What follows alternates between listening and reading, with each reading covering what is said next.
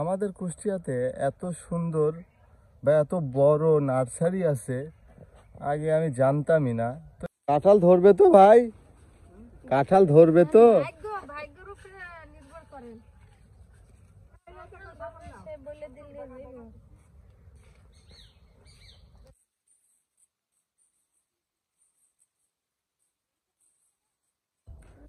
এই গাছটুকু 500 টাকা? ওই যে কালো খাম্বা, খাম্বার নিচে যেগুলো ওই বাড়ি 11 কোন আছে নাকি? বাড়ি 11 ওর ভিতরে আছে। ভিতরে আছে। দেখি একটা গাছ দেন, সুজা দেখি। ভাই এইটা ভালো। সুজা নাই। না। বাঁকা। তাহলে একটু দাঁড়ান। এই জায়গাটি এতই সুন্দর, নার্সারির ভেতরটা খুবই দারুণ। কেউ না আসলে কল্পনাই করতে পারবেন না যে জায়গাটি এত বড় আর এত সুন্দর। এখানে ভেতরে মাছ চাষ করারও দেখছি অনেক বড় একটি পুকুর করা হয়েছে।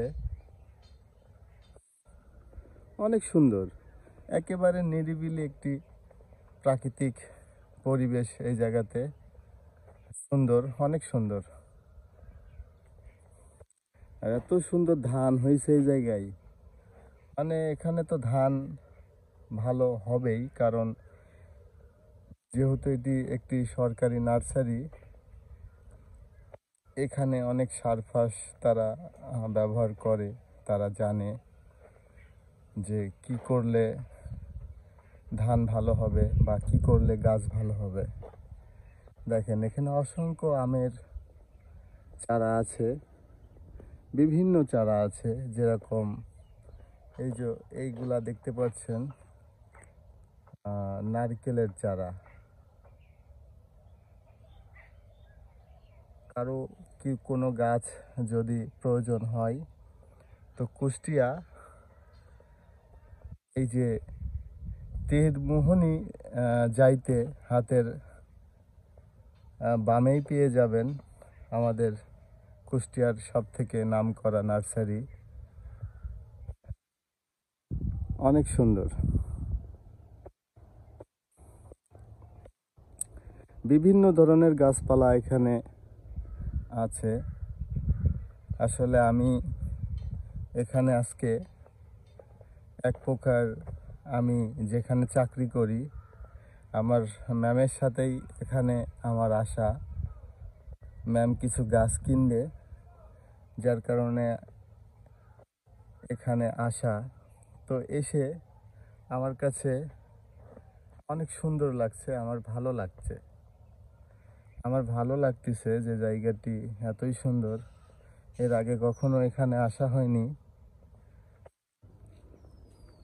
প্রিয় দর্শক বন্ধুরা, ভিডিও দেখতে থাকেন, তাহলে আরো অনেক কিছুই দেখতে পাবেন। এখানে বিভিন্ন ধরনের চারা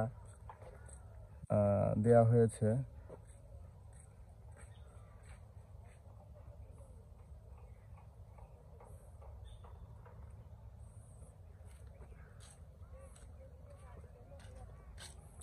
এটা তো সরকারি না ভাই?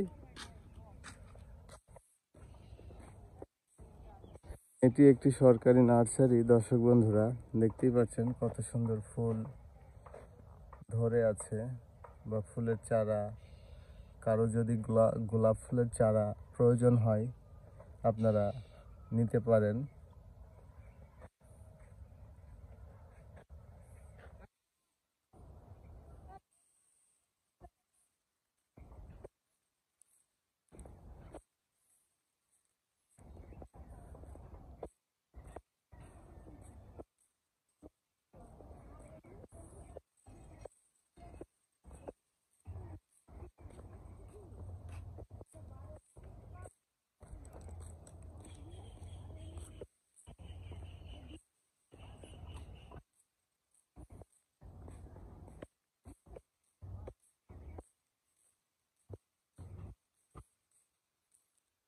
এটা কি মালটা গাছ ভাই? মালটা, এটা কি মালটা? চায়না মালটা নাকি ভিয়েতনাম? কত সুন্দর মালটা ধরে আছে, তাও আবার টপে টবে ধরে আছে। অনেক সুন্দর মালটা ধরে আছে।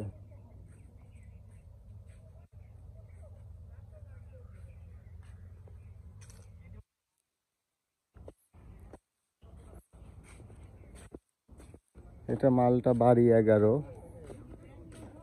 বিভিন্ন কোয়ালিটির মালটা এখানে আছে। বাড়ি 11